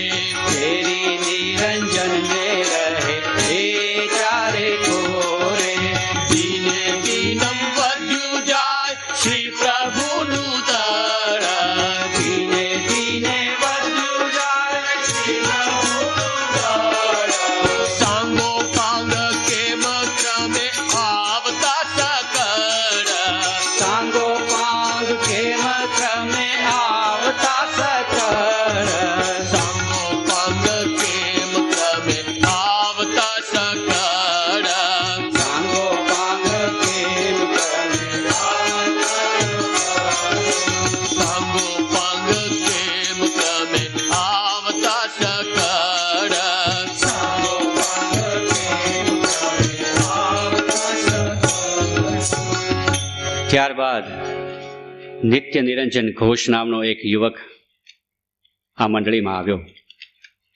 એનું ટૂંકું નામ નિરંજન હતું. 18 વર્ષના આ યુવકનો કલકત્તાના કેટલાક પ્રેતાવાહન વિદ્યાવાળાઓ પ્રેતાત્માના આવાહનના માધ્યમ તરીકે ઉપયોગ કરતા હતા. એનામાં અસાધારણ આધ્યાત્મિક શક્યતા હતી. આ નિરંજનના કાને પણ દક્ષિણેશ્વરના સંતની વાતો આવવા લાગી. એટલે તક મળીએ એ ત્યાં ગયો.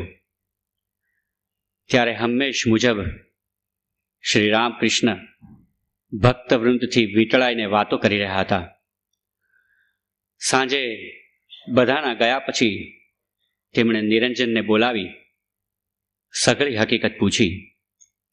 પછી બોલ્યા, બેટા, જો તું ભૂત પ્રેતનો જ વિચાર કર્યા કરીશ તો ભૂત પ્રેત બનીશ, અને જો તું ઈશ્વરનો વિચાર કરીશ તો ઈશ્વર રૂપ થઈશ. બોલ, તને શું થવું ગમે? નિરંજને જવાબ આપ્યો, અલબત્ત ઈશ્વર રૂપ જ. એ પછી શ્રી રામકૃષ્ણે તેને પ્રેતાવાહકો સાથેના સંબંધો તોડી નાખવાની સલાહ આપી. શ્રી રામકૃષ્ણે તેને ભૂત પ્રેતની આસ્થામાંથી છોડાવ્યો. ઘરે ગયા પછી કામ કરતા કરતા પણ તેને દક્ષિણેશ્વરના જ વિચારો આવ્યા કરતા. 2-3 દિવસ પછી એ ફરીથી શ્રી રામકૃષ્ણ પાસે ગયો. એને જોતાં જ તેઓ પ્રેમથી તેને ભેટી પડ્યા અને કહેવા લાગ્યા, નિરંજન, બેટા, દિવસો ઝપાટા બંધ ચાલ્યા જાય છે. તું ઈશ્વરની ઓળખ ક્યારે કરીશ? જો એની ઓળખ નહીં કરે તો આ જીવન એળે જવાનું છે. ક્યારે તું તારું ચિત્ત સંપૂર્ણપણે પ્રભુ પ્રતિ વાળીશ? અરે, મને તારા માટે કેટલી બધી ચિંતા રહે છે. આ શબ્દો સાંભળીને નિરંજન દંગ થઈ ગયો. એને થયું, આ તો કોઈ વિચિત્ર પુરુષ લાગે છે. મારી આધ્યાત્મિક પ્રગતિ માટે એમને શા માટે આટલી બધી ચિંતા થતી હશે? આ નિરંજન કોઈ વાર ક્રોધ મૂર્તિ પણ બની જતો. એક દિવસ દક્ષિણેશ્વર જતાં હોડીમાં તેમની સાથે બીજા ઉતારુઓ પણ હતા. એ લોકોમાંથી કેટલાકે શ્રી રામકૃષ્ણની નિંદા કરવા માંડી. નિરંજને એ બધાને સખત શબ્દોમાં ચેતવણી આપી, પરંતુ એ લોકોએ ગણકાર્યું નહીં. એણે પરચો બતાવવા હોડીને અત્યંત જોરથી હચમચાવવા માંડી અને ઘાંટો કાઢીને ધમકી આપી કે આવા અસભ્ય આચરણ માટે તેમને બધાને નદી વચ્ચે જ ડૂબાડી દઉં. એની કદાવર કાયા અને ક્રોધભરી મુખમુદ્રા જોઈને નિંદાખોરો તો ભયભીત થઈ ગયા અને માફી માગવા લાગ્યા. આ વાત જાણીને શ્રી રામકૃષ્ણે નિરંજનને ઠપકો પણ આપ્યો. બાબુરામની જેમ નિરંજને પણ થોડા જ સમયમાં શ્રી રામકૃષ્ણના અંતરંગ ભક્તોના વર્તુળમાં સ્થાન પ્રાપ્ત કર્યું. નજરે તરી આવતી એની સાદાઈ, જગતના આકર્ષણો પ્રત્યેની એની વીરતાભરી વૈરાગ્ય વૃત્તિ અને એની પવિત્રતા, આ બધા ગુણોથી એણે શ્રી રામકૃષ્ણનો પ્રેમ જીતી લીધો. શ્રી રામકૃષ્ણ એની ગણના પણ ઈશ્વર કોટી ભક્તોમાં કરતા. કેટલાક વખત પછી આ નિરંજને સ્વામી નિરંજનાનંદ નામ ધારણ કર્યું. સુંદર સંસારી ભક્ત ગુણો તણુગાર,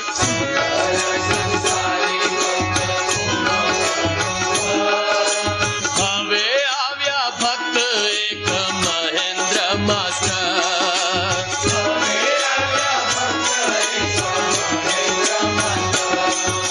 શ્રાવણોમાં પેઠું જેવું શ્રી પ્રભુનું નામ,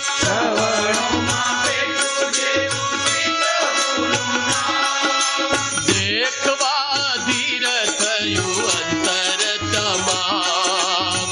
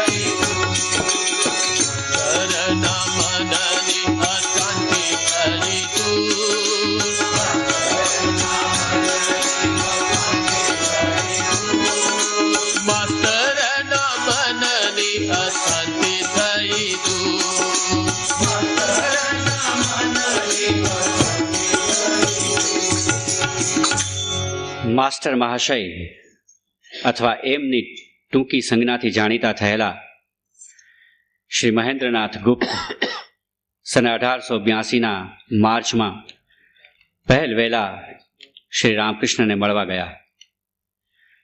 બ્રહ્મ સમાજમાં શ્રદ્ધા ધરાવતા આ મહેન્દ્ર બાબુ કલકત્તાની વિદ્યાસાગર હાઈસ્કૂલના હેડમાસ્ટર હતા. એક સાંજે પોતાના એક મિત્ર સાથે દક્ષિણેશ્વરના ઉદ્યાનમાં એ આવી પહોંચ્યા. આવીને શ્રી રામકૃષ્ણના ઓરડા આગળ એ અટકીને ઊભા રહ્યા. પાટ ઉપર બેસીને શ્રવણ મધુર વાણી વહાવતા પરમહંસને જોઈને એમને આનંદ થયો. થોડીવાર આમ તેમ ફરીને બંને જણ પાછા તે ઓરડા પાસે આવ્યા. તેમની આ પહેલી મુલાકાતનું વર્ણન આપણે મહેન્દ્રનાથના શ્રી રામકૃષ્ણ કથામૃતના આધારે જોઈએ. વસંત ઋતુ હતી. સાંજ પડવા આવી હતી અને આ તેમનું પ્રથમ દર્શન હતું. જુએ છે કે એ ઓરડામાં કેટલાક લોકો એક ચિત્ત થઈને શ્રી રામકૃષ્ણની કથાનું શ્રવણ કરે છે.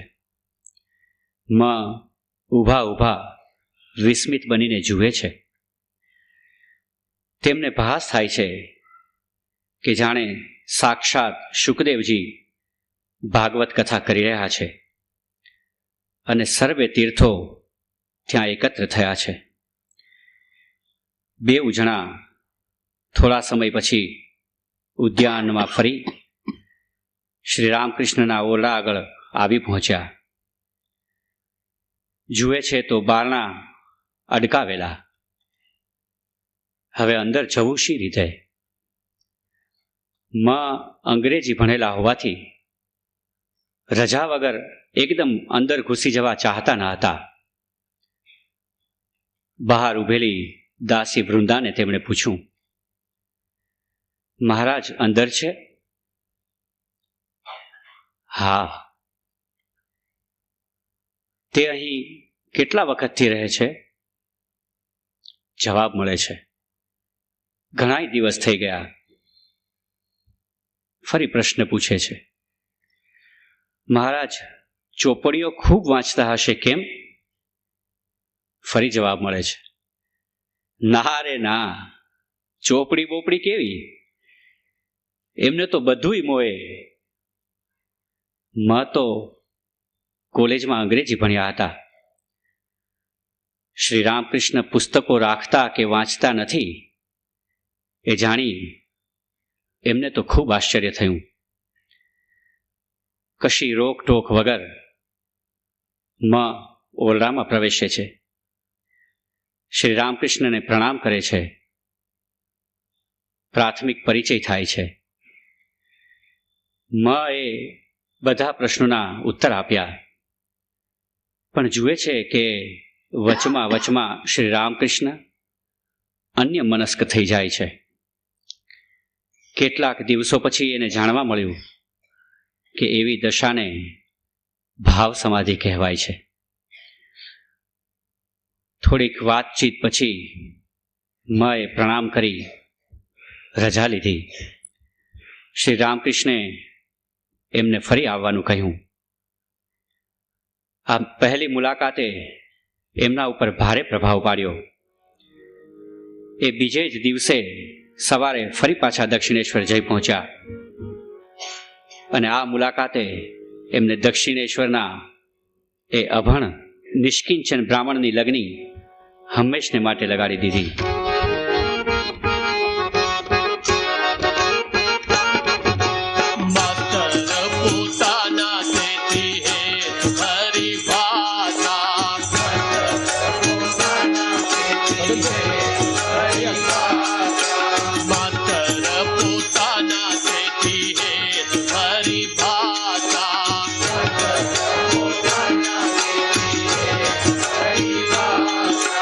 વિવાહિત કી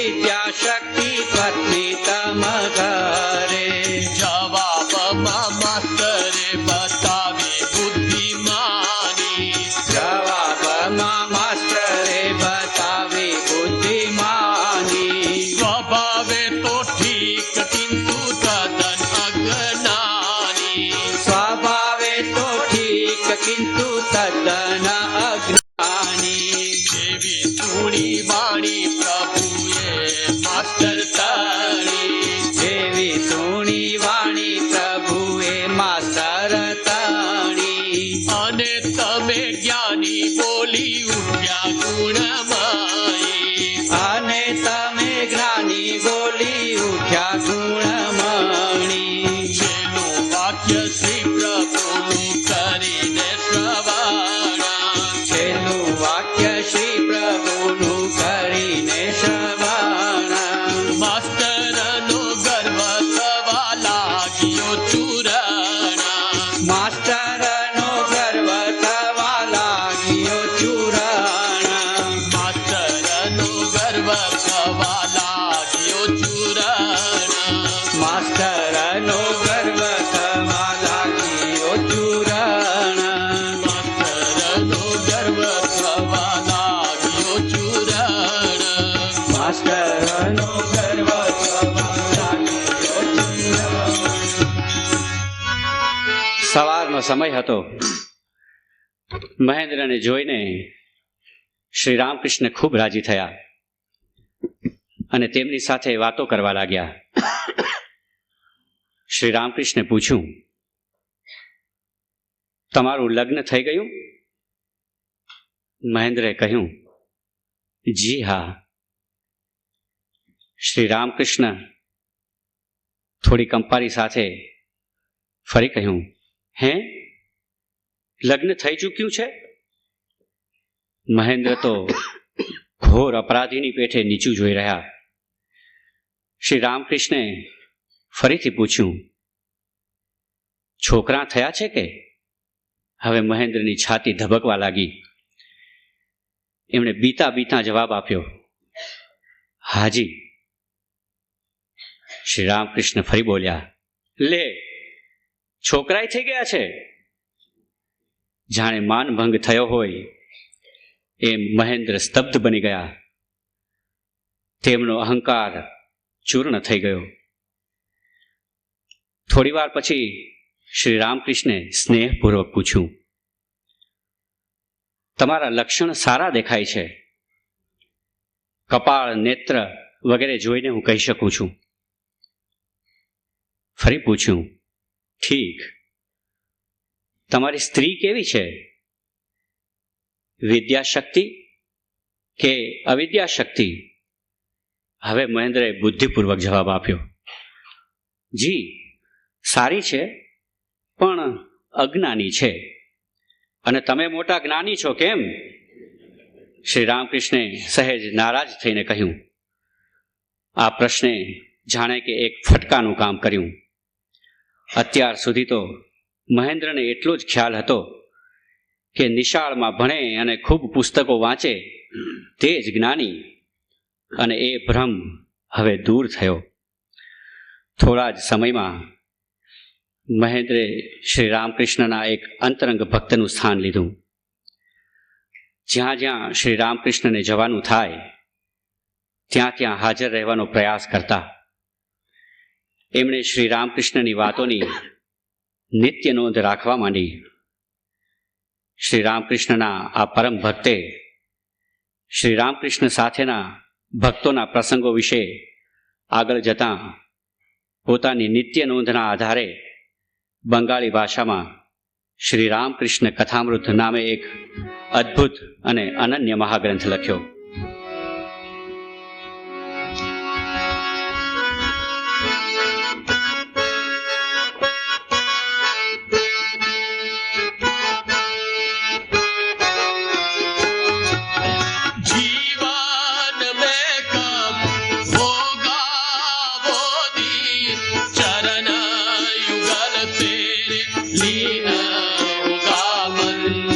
जीवन में कब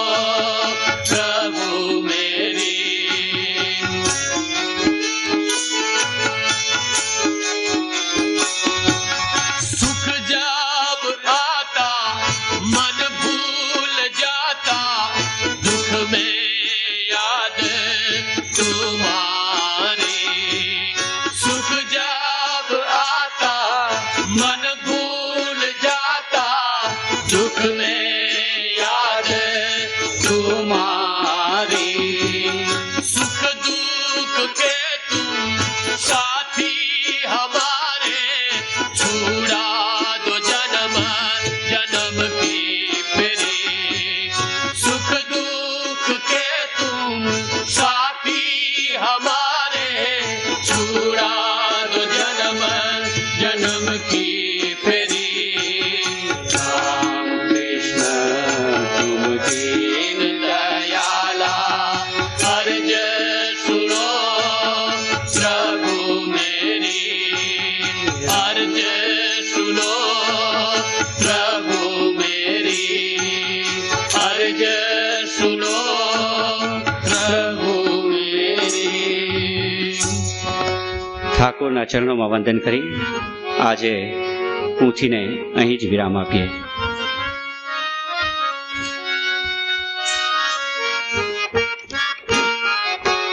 जय जय राम कृष्ण अखिलना स्वामी, जय जय राम कृष्ण अखिलना स्वामी, जय जय श्यामा सुता जगत जननी, जय जय श्यामा सुता जगत जननी, जय जय राम कृष्ण अखिलना स्वामी, जय जय राम कृष्ण अखिलना स्वामी, जय जय श्यामा सुता जगत जननी, जय जय श्यामा सुता जगत जननी, जय जय बेऊतण सर्व भक्त गाणा, जय जय बेऊतना सर्व भक्त गण, यातुराज चोटलिए सहुने चरणा, यातुर छोटे लिए सहुने चरण, यातुराज चोटलिए सहुने चरणा, यातुर छोटे लिए सहुने चरण, जय जय राम कृष्ण अखिलना स्वामी, जय जय राम कृष्ण अखिलना स्वामी, जय जय श्यामा सुता जगत जननी, जय जय श्यामा सुता जगत जननी, जय जय श्यामा सुता जगत जननी, जय जय श्यामा सुता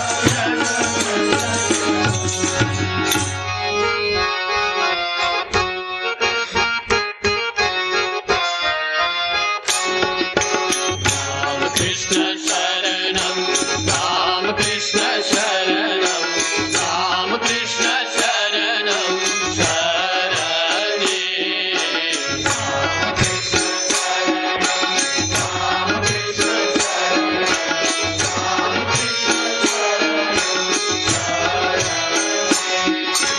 कृपा हि केवलं, कृपा हि केवलं, कृपा हि केवलं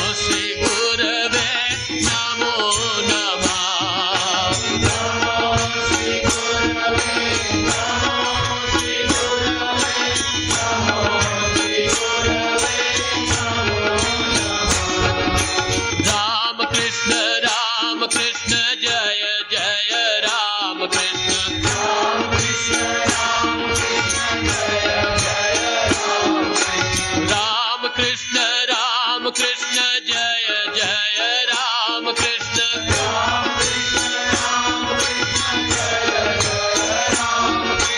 राम कृष्ण जय जय राम कृष्ण राम कृष्ण जय जय राम कृष्ण राम कृष्ण जय जय राम कृष्ण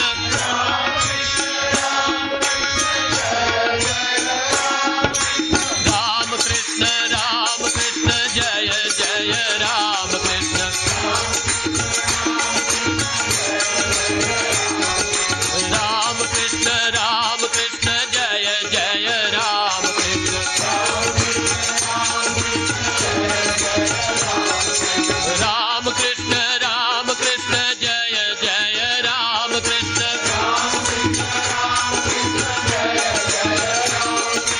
राम कृष्ण जय जय राम कृष्ण राम कृष्ण जय जय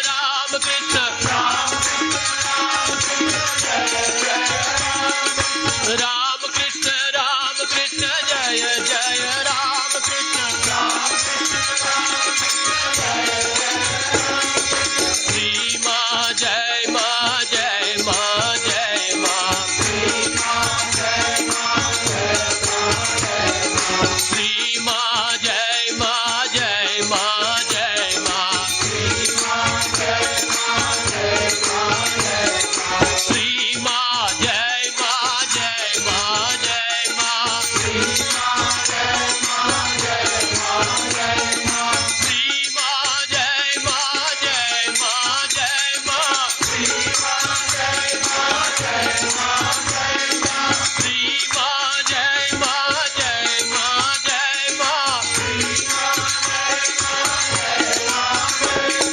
राम कृष्ण जय जय राम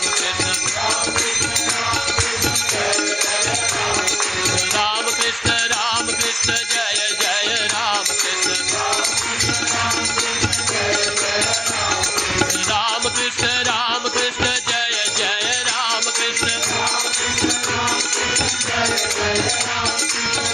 कृष्ण राम कृष्ण जय जय राम कृष्ण राम कृष्ण जय जय राम कृष्ण राम कृष्ण शरणं राम कृष्ण शरणं राम कृष्ण शरणं शरणे राम कृष्ण शरणं राम कृष्ण शरणं राम कृष्ण शरणं शरणे राम कृष्ण शरणं शरणे राम कृष्ण शरणं शरणे ॐ स्थापकाय च धर्मस्य सर्वधर्मस्वरूपिणे अवतार वरिष्ठाय रामकृष्णाय ते नमः जननीं शारदां देवीं रामकृष्णं जगद्गुरुं पादपद्मे त्रयोश्रित्वा प्रणमामि मुहुर्मुहुः नमः श्रीयतिराजाय विवेकानन्दसूरये सच्चित्सुखस्वरूपाय स्वामिने तापहारिणे जय श्री गुरु महाराज जी की जय जय श्री महामाई की जय जय श्री स्वामी महाराज जी की जय जय श्री द्वारकानाथ सोमनाथ जी